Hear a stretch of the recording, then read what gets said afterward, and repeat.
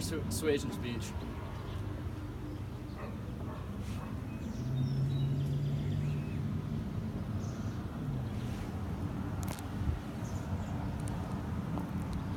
There were 6 seconds left in the last game of the year, both Alabama and Clemson fighting for glory.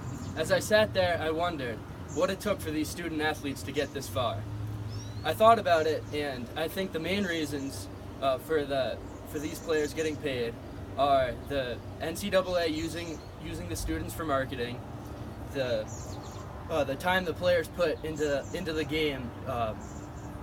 That doesn't include all the time that they spend working for their school, working on their schoolwork, and finally, the limited benefits the families receive in return for these athletes.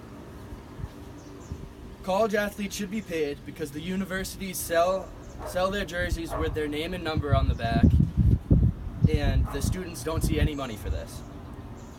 The NCAA currently is a $6 billion business, and the NCAA players cannot receive any money from the NCAA. Even the top selling jerseys, as in 2014, Johnny Manziel was the top selling jersey. Everybody still today walks around with a Johnny Manziel jersey on, except he didn't receive any money for this.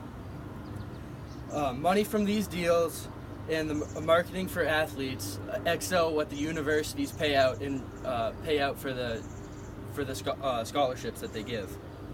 Christy Dosh article in 2014.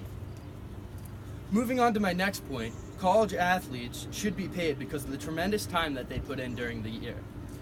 This might be most significant in a 2014 CNN documentary starring Kareem Abdul-Jabbar, where he described how a basketball player, but football players would go through the same, had a career-ending injury, and he got his scholarship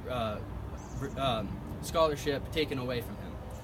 This is a very significant incident because that player's family did not have enough money to pay for him to continue to go to the school. A follow-up point is the fact that athletes work a rigorous 43.3 hours a week on their respective sports, plus the extra 10 to 15 hours a week that they have to put into their classes. This far exceeds a 40-hour-a-week job that most professionals have to work, and they work 8 to 5 every day, while college athletes start very early in the morning and have to work even later in the night. On top of that, staying in their classes. This is from Brian Frederick's article, April 2013, Peter Jacobs' article in January 2015. To go along with this point, Joe Nocera tries to explain this, and he describes how a $3 million budget for a football team, which has approximately 50 to 60 players on it, was shut down in a 2014 decision. Nocera, 2016 article. My final argument as to why college athletes should be paid is in regards to their families.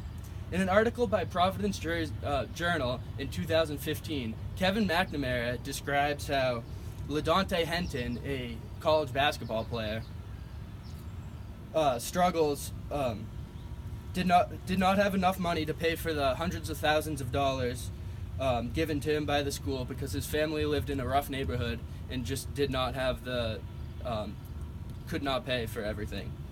Going on with this point, college scholarships given do not cover basic things like supplies and textbooks. They only cover room and board. Relating to my point about training schedules, although athletes can get discounted food, they work such a rigorous schedule that by the time that they are allowed to eat at night, most of the places to eat on campus are already closed at that point, which means that these families that do not have that much extra money have to have their kids go off campus, and this causes a problem because after a while it just they just don't have the money to even eat, which is a basic need, obviously. So this puts excessive strain on the athletes, because they have to think about whether or not they are going to eat that day, and they have to think about all the stress that their college coaches put on them in order to be able to play on the field that coming fall.